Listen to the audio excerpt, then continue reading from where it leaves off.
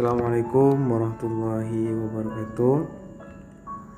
Kami dari kelompok 5 akan mempresentasikan makalah kami yang berjudul Utility dan Perilaku Konsumen 1. Sebelum itu, kami akan memperkenalkan pemateri-pemateri kelompok 5, yakni yang pertama saya sendiri, Rifki Firdaus, yang kedua yakni Ulfa Rohatul Jannah, yang ketiga Zuhratul Awaliyah, yang keempat Defna Kirbillah Rifda. Baik, langsung pada pemateri, yakni pemateri yang pertama akan dipaparkan atau dijelaskan oleh saudari Ulfa Rohatul Jannah mengenai pengertian utility dan perilaku konsumen.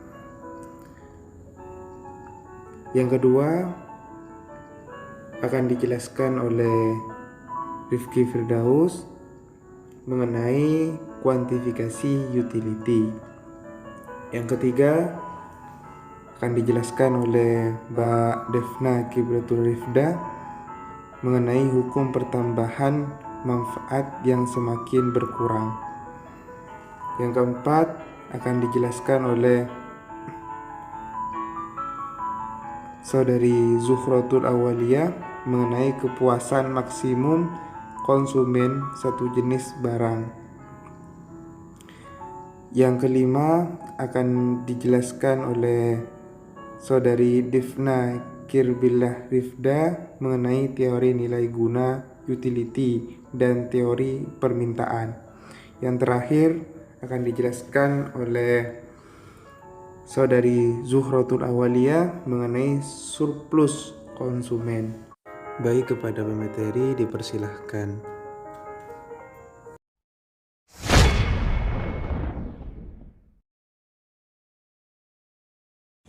Assalamualaikum warahmatullahi wabarakatuh. Nama saya Ulfa Rohatul Jannah. Saya akan menjelaskan tentang pengertian utility dan perilaku konsumen.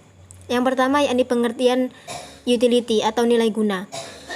Utility atau nilai guna adalah manfaat suatu barang dibanding dengan alternatif penggunanya. Utilitas digunakan sebagai dasar pengambilan keputusan oleh konsumen. Manfaat yang diperoleh karena mengkonsumsi barang maupun jasa. Sama utility adalah rasa kesenangan atau kepuasan yang timbul karena konsumsi. Kalau kepuasan itu kan semakin tinggi, maka makin tinggi pula nilai gunanya atau utility-nya. Utility bersifat subjektif. Utility yang akan muncul karena mengkonsumsi suatu barang tergantung pada selera individunya, yang merupakan perilaku dan preferensi Anda terhadap berbagai barang dan jasa, atau merupakan kesukaan, bisa juga ketidakkesukaan dalam konsumsi tersebut. Dan yang kedua adalah perilaku konsumen. Perilaku konsumen adalah proses dan aktivitas ketika seseorang berhubungan dengan pencarian, pemilihan, pembelian, penggunaan, serta pengevaluasian barang dan jasa demi memenuhi kebutuhan dan keinginan. Pemahaman mengenai perilaku konsumen sangat penting dalam pemasaran. Setelah ini juga banyak faktor yang mempengaruhi seseorang melakukan pembelian terhadap suatu produk. Faktor-faktor tersebut diantaranya ada faktor ekonomi, psikologis, sosiologis, dan antropologis. Menurut Bangki 2019 ini, teori perilaku konsumen dalam ilmu ekonomi konvensional dilatar belakangi oleh beberapa hal. Yang pertama adalah kelangkaan dan terbatasnya pendapatan. Sangat masuk karena kelangkaan dan terbatasnya pendapatan itu akan sangat mempengaruhi perilaku konsumen terhadap semua hal lah. Dan yang kedua, konsumen mampu membandingkan biaya dengan manfaat. Sudah jelas jika konsumen mampu membandingkan biaya yang dikeluarkannya dengan manfaatnya itu sama atau lebih banyak manfaatnya, maka dia akan mengeluarkan biayanya untuk barang tersebut. Seperti itu. Dan selanjutnya, tidak selamanya konsumen dapat memperkirakan manfaat dengan tepat.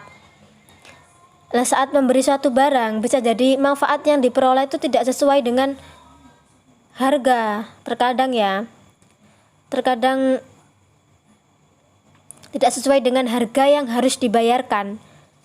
Makanya dari itu kita harus selalu memperkirakan manfaatnya dengan tepat. Selalu dipikirkan sebelum memberi barang. Kita harus mengetahui bahwa manfaat barang tersebut sama dengan harganya. Maksudnya tuh nggak terlalu mahal. Jika manfaatnya cuma gitu-gitu aja, ya nggak mungkin dong kita beli mahal-mahal cuma gitu-gitu aja. Masih buat ini itu aja gitu.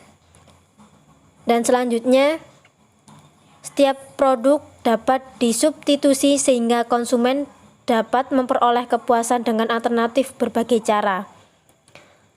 Sudah jelas ya. Dan selanjutnya yaitu konsumen berpedoman pada hukum berkurangnya tambahan kepuasan. Ini tuh ada di teorinya The Law of Diminishing Marginal Utility, yaitu semakin banyak jumlah barang yang dikonsumsi, makin kecil tambahannya. Teori perilaku konsumen dapat dibedakan dalam dua pendekatan ya. Pendekatan nilai guna utility kardinal dan pendekatan nilai guna ordinal ya. Dalam pendekatan nilai guna kardinal dianggap manfaat atau kenikmatan yang diperoleh seorang konsumen dapat dinyatakan secara kuantitatif. Sedangkan dalam pendekatan nilai guna ordinal, manfaat atau kenikmatan yang diperoleh masyarakat dari mengkonsumsi barang-barang tidak dikuantifikasi. Demikian penjelasan dari saya. Saya kembalikan kepada moderator.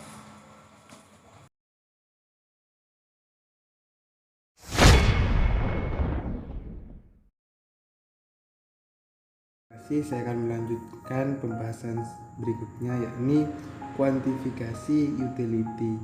Kuantifikasi memiliki arti yang merujuk pada perihal penjumlahan, yaitu pernyataan jumlah satuan dalam angka.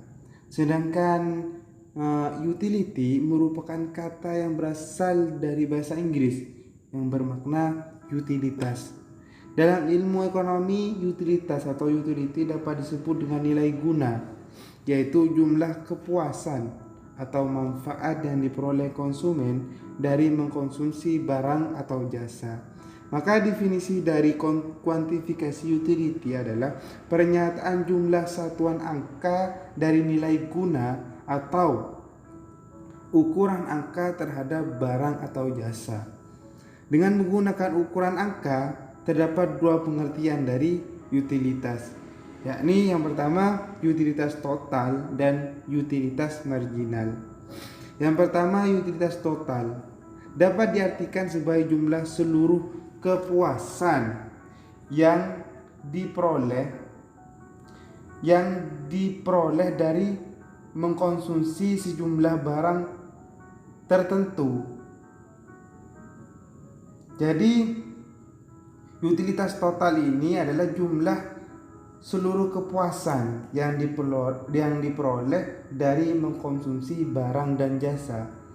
Sedangkan yang kedua yakni utilitas marginal, pertambahan atau pengurangan kepuasan sebagai akibat dan pertambahan atau pengurangan sebagai suatu unit barang tertentu.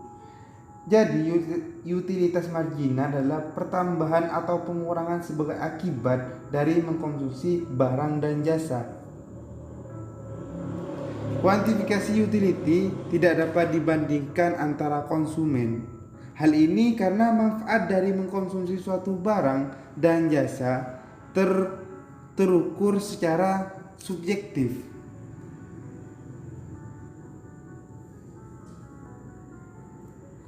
Sebagaimana contohnya, yakni contoh yang pertama dari individu A. Menggunakan jasa laundry adalah hal yang memudahkan baginya karena dirinya tidak perlu bersusah payah untuk membeli deterjen dan mengeluarkan tenaga untuk mencuci pakaiannya. Hanya dengan mengantarkan pakaian ke tukang laundry dan membayar jasa laundry dan hanya membayar jasa laundry tersebut, pakaian sudah bersih dan rapi. Jadi contoh yang pertama dari individu A itu mengatakan bahwa dia merasakan kepuasan dengan cara menggunakan jasa laundry, dengan menggunakan jasa orang lain untuk untuk mencuci pakaiannya, dengan cara mengantar, dengan hanya memodal mengantarkan pakaiannya ke tukang laundry dan juga membayar jasa laundry. Sedangkan contoh yang kedua dari individu B mengatakan mencuci pakaiannya sendiri akan memberikan kepuasan dan tidak perlu bersusah payah menggunakan jasa orang lain.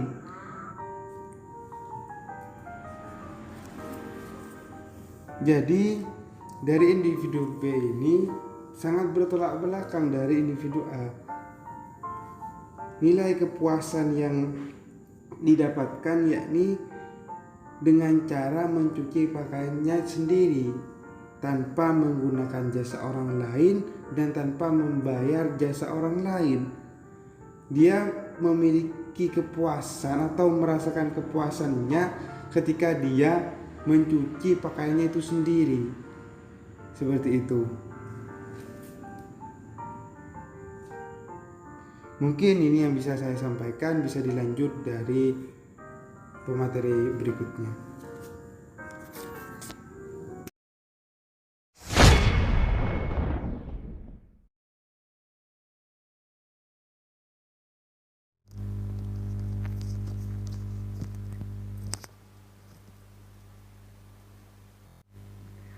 Baik, di sini saya akan menjelaskan tentang hukum pertambahan manfaat yang semakin berkurang.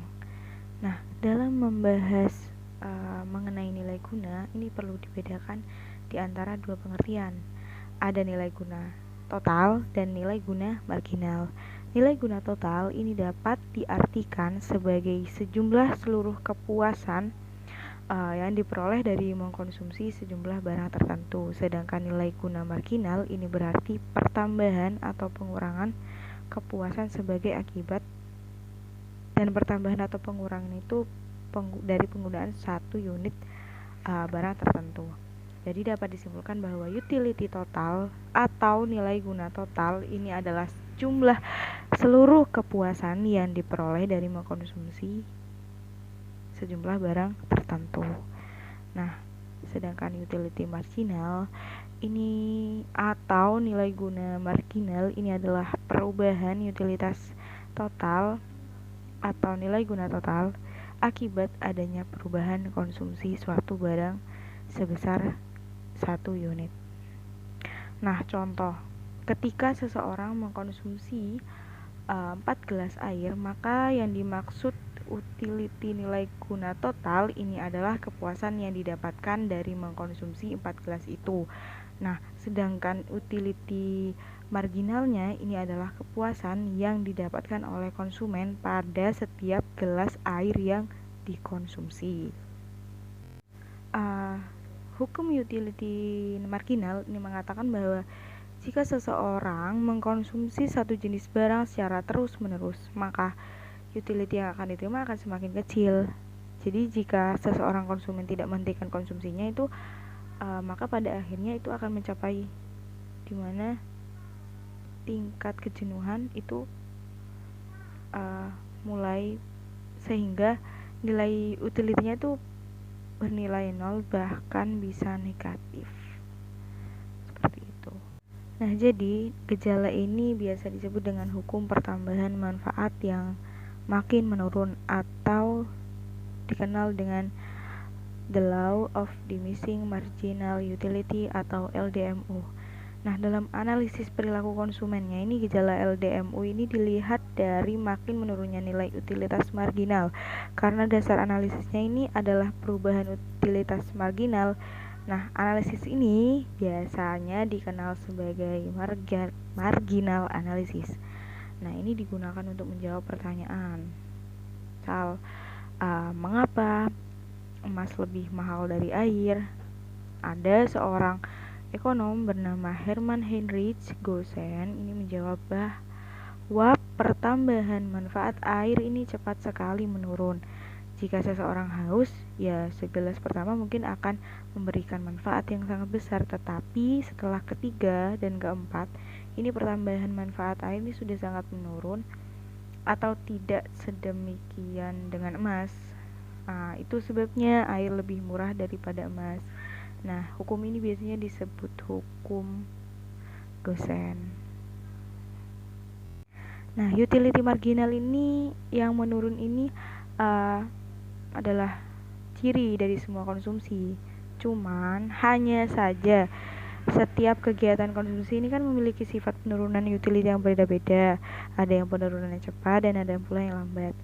Jadi mengenai paparan di atas tentang hukum pertambahan manfaat yang semakin berkurang, ini dapat disimpulkan bahwa konsumen berusaha menikmati barang atau jasa yang dimiliki sepuas-puasnya. Nah, setelah kepuasan dari mengkonsumsi suatu barang itu secara berlangsung, secara terus-menerus, sampai akhirnya berada di titik tertentu yang akhirnya itu kepuasan itu akan sampai pada tingkat kejenuhan. Seperti itu.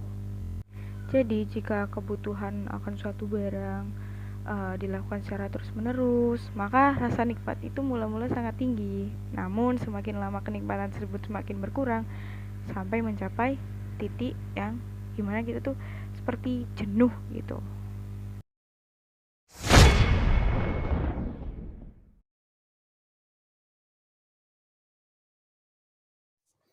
Baik, selanjutnya adalah kepuasan maksimum konsumsi satu jenis.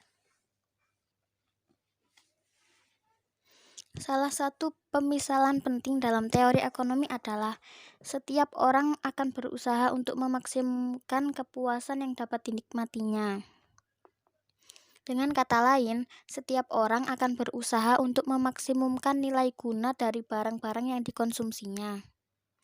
Apabila yang dikonsumsinya hanya satu barang saja, tidak sukar untuk menentukan pada tingkat mana nilai guna dari memperoleh dan menikmati barang itu akan mencapai tingkat yang maksimum. Tetapi kalau barang yang digunakan adalah bermacam-macam jenisnya, cara untuk menentukan corak konsumsi barang-barang yang akan menciptakan nilai guna yang maksimum akan menjadi lebih rumit. Yang pertama, cara memaksimumkan nilai guna. Kerumitan yang ditimbulkan untuk menentukan susunan atau komposisi dan jumlah barang yang akan mewujudkan nilai guna yang maksimum bersumber dari perbedaan harga-harga berbagai barang. Kalau harga barang adalah bersamaan, nilai guna akan mencapai tingkat yang maksimum apabila nilai guna marginal dari setiap barang adalah sama.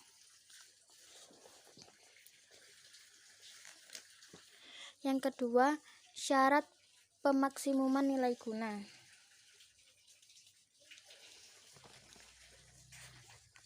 Apakah syarat yang harus dipenuhi untuk pemaksimuman nilai guna? Setiap rupiah yang dikeluarkan untuk membeli unit tambahan berbagai jenis barang akan memberikan nilai guna marginal yang sama besarnya.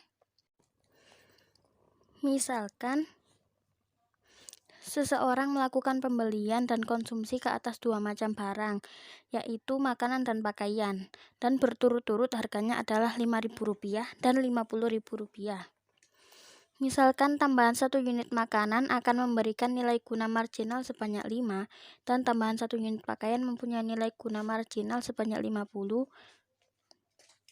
Andai kata orang itu mempunyai uang sebanyak Rp50.000, kepada barang apakah uang itu akan dibelanjakannya?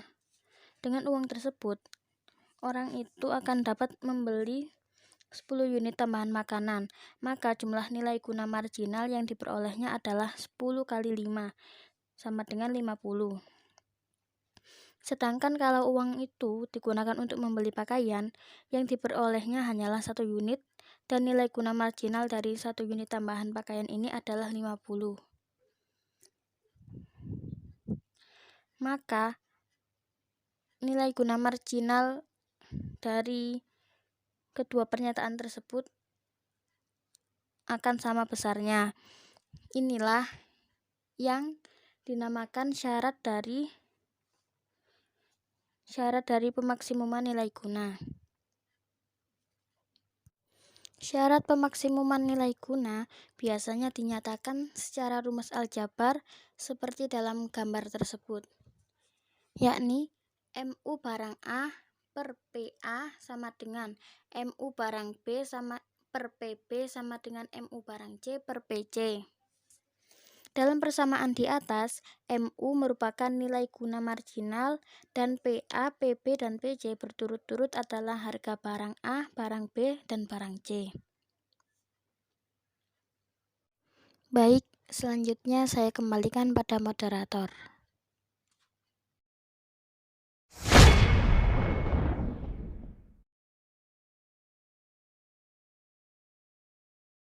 Baik, di sini saya akan melanjutkan pada bahasan teori nilai guna dan teori permintaan. Teori nilai guna ini merupakan teori yang terlebih dahulu dikembangkan untuk menerangkan kelakuan individu dalam memilih barang-barang yang akan diperoleh dan dikonsumsi. Jadi teori nilai guna ini yaitu teori ekonomi yang mempelajari kepuasan atau kenikmatan yang diperoleh dari seseorang konsumen yang mengkonsumsikan barang-barangnya. Nah, kalau kepuasan itu semakin tinggi, maka semakin tinggi nilai guna. Sebaliknya, jika semakin rendah kepuasan ya dari suatu barang tersebut, maka nilai guna juga semakin rendah. Lalu di sini ada jenis-jenis nilai guna atau utility. Yang pertama ada place utility atau nilai guna tempat. Nah, nilai guna tempat ini adalah nilai guna produk yang berhubungan dengan bagaimana produk tersedia di tempat yang dapat dijangkau oleh konsumen. Di mana produk itu seharusnya tersedia di tempat yang mudah dijangkau oleh konsumen. Jadi dimaksimalkan dengan menjadikan produk itu dapat dijangkau oleh konsumen pada waktu yang tepat.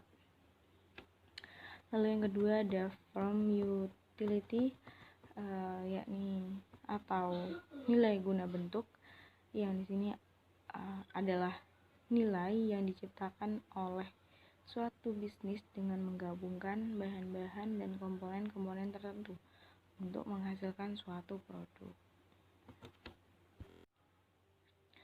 Nah, bentuk yang dimaksud itu adalah bentuk yang lebih bermanfaat daripada bentuk dari bahan yang digunakan untuk membuat produk tersebut. Jadi, produk akan memiliki nilai guna yang lebih tinggi jika ada perubahan bentuk dari bahan pembuat produk tersebut. Konsep ini tuh dalam bidang pemasaran adalah dengan meningkatkan daya jual suatu produk melalui pengubahan karakteristik.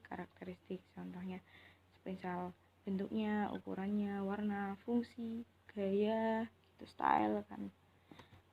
Lalu yang ketiga ada time utility di sini atau nilai guna waktu. Nah, nilai guna waktu di sini adalah nilai guna produk yang berhubungan dengan bagaimana produk dapat diakses oleh konsumen pada waktu tertentu. Pada waktu produk tersebut itu dibutuhkan. Jadi semisal contoh baju tebal itu baju tebal dipasarkan pada beberapa bulan sampai musim dingin berakhir. Nah, itu tujuannya agar apa? Agar konsumen itu dapat membeli baju tebal pada waktu baju tebal tersebut itu dibutuhkan. Jadi sesuai waktu gitu. Hal ini bertujuan. Nah, hal ini nih kenapa kok jual baju tebal di saat musim dingin ini ya agar meningkatkan nilai guna waktu dari produk tersebut. Nah, yang keempat ada possession utility atau nilai guna kepemilikan. Nah, ini adalah nilai guna produk yang berhubungan dengan perubahan kepemilikan produk dari satu orang ke orang lain. Nah, nilai guna kepemilikan ini terbentuk ketika seseorang membeli suatu produk dari produsen. Nilai guna ini terbentuk ketika seseorang ini membeli suatu produk dari produsen untuk memenuhi kebutuhannya. Dengan memiliki itu, jadi kayak konsumen itu bebas mengontrol barang itu. Jadi kayak semisal contoh nilai guna kepemilikan stetoskop ini bagi tenaga medis adalah tinggi karena ya tenaga medis pasti membutuhkan stetoskop dalam menjalankan pekerjaannya seperti itu. Lalu di sini teori permintaan. Nah, permintaan adalah banyaknya jumlah barang yang diminta pada suatu pasar tertentu dengan tingkat harga tertentu pada tingkat pendapatan tertentu dalam satu periode tertentu. Nah, secara periode permintaan dari seseorang individu atau masyarakat terhadap suatu barang ditentukan itu oleh antara lain harga barang yang dimaksud, tingkat pendapatan, jumlah penduduk, selera, dan ramalan yang terjadi di masa yang akan datang, dan harga barang lain atau substitusi seperti itu. Mungkin cukup itu yang bisa saya jelaskan. Selanjutnya akan disampaikan oleh materi yang selanjutnya.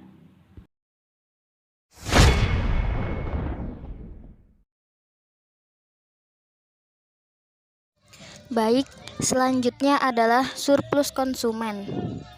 Surplus konsumen merupakan nilai kerelaan seseorang untuk membayar suatu barang dikurangi nilai yang sebenarnya dibayarkan olehnya.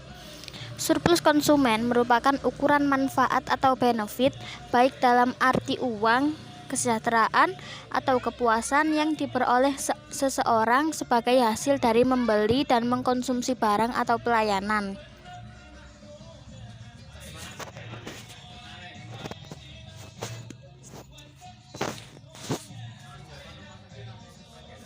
Dapat dilihat dalam tabel tersebut. Misalnya, di Bogor terdapat Kebun Raya Bogor yang merupakan tempat pariwisata sekaligus tempat penelitian yang berkaitan dengan tanaman. Ketika diadakan survei mengenai harga tiket masuk terhadap beberapa pengunjung A, B, C, dan D di Kebun Raya Bogor, mereka memiliki batas tertinggi harga yang mereka rela bayarkan. Seperti pada tabel tersebut. Harga tertinggi yang rela dibayarkan masing-masing pengunjung disebut kerelaan untuk membayar dan menjadi ukuran seberapa besar si calon pengunjung Kebun Raya Bogor menghargai barang tersebut. Seperti pada tabel tersebut, apabila ternyata harga tiket masuk Kebun Raya Bogor ditetapkan Rp 8.000, maka dapat dikatakan bahwa C dan D tidak dapat mendapatkan tiket masuk ke Kebun Raya Bogor karena kerelaan harga membayar keduanya berada di bawah harga yang ditetapkan. Apa keuntungan si A dari penetapan harga tiket sebesar 8.000 tersebut? Yakni A telah mendapatkan tawaran yang menguntungkan. Ia rela membayar 10.000 untuk harga tiket masuk ke Kebun Raya, tetapi A hanya perlu membayar sebesar 8.000. Maka surplus konsumen A adalah sebesar 2.000. Mengapa demikian? Karena nilai kerelaan karena surplus konsumen adalah nilai kerelaan seseorang untuk membayar suatu barang dikurangi nilai yang sebenarnya dibayarkan oleh orang tersebut. Kerelaan si A untuk membayar tiket adalah 10.000, sedangkan harga yang sebenarnya adalah 8.000. Jadi, surplus konsumen A adalah 2.000. Pada contoh di atas, A menerima keuntungan senilai 2.000 dengan berpartisipasi dalam menikmati kebun raya Bogor. Sementara B, C, dan D tidak dapat mendapatkan surplus konsumen karena mereka tidak berpartisipasi dalam menikmati kebun raya Bogor dan tidak membayar apa-apa. Surplus konsumen berkaitan erat dengan kurva permintaan suatu barang. Untuk melihat hubungan tersebut dapat dilihat pada tabel di bawah ini.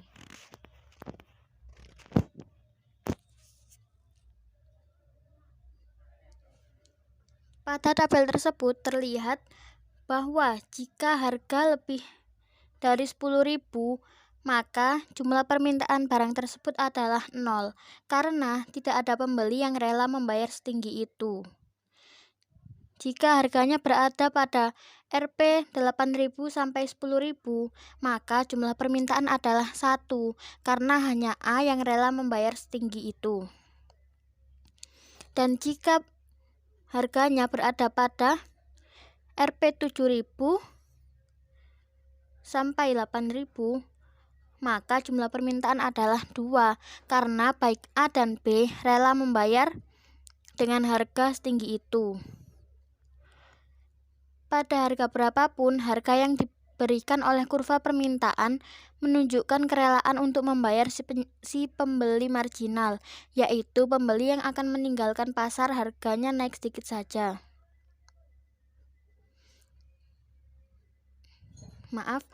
Yaitu pembeli yang akan meninggalkan pasar jika harga dalam pasar tersebut akan naik meskipun sedikit saja.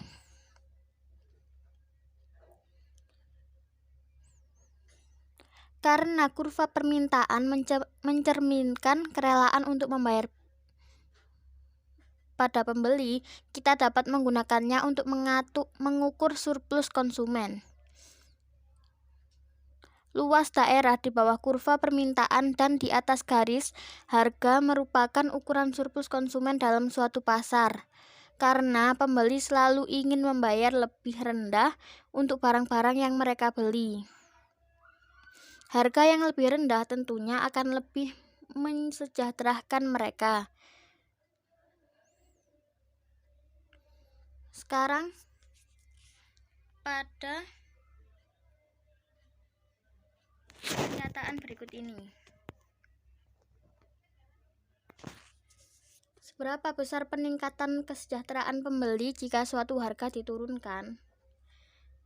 Pada gambar tersebut menunjukkan bagaimana harga mempengaruhi surplus konsumen, yaitu jika harga yang terjadi di P1, maka surplus konsumen sebesar segitiga ABC. Jika harga kemudian turun menjadi P2, maka surplus konsumennya adalah luas segitiga ADF. Peningkatan surplus konsumen terkait dengan menurunnya harga adalah luas daerah BCFD. Peningkatan surplus konsumen terdiri dari 2 bagian. Yang pertama, para pembeli yang telah membeli sebanyak Q1 pada harga P1 menjadi lebih sejahtera, karena sekarang mereka membayar jadi lebih sedikit. Peningkatan surplus konsumen dari pembeli-pembeli lama ini berasal dari berkurangnya jumlah yang mereka bayarkan. Besarnya sama dengan luas daerah BCED. Yang kedua, beberapa pembeli baru masuk ke pasar karena sekarang mereka rela membayar barang tersebut karena ada harga yang lebih murah. Hasilnya, jumlah permintaan meningkat dari Q1 ke Q2. Surplus konsumen dari pendatang baru ini adalah luas segitiga CEF. Bagaimana harga dapat mempengaruhi surplus konsumen dapat dilihat pada gambar ini. Skala proyek pemerintah ada yang besar dan ada juga yang kecil.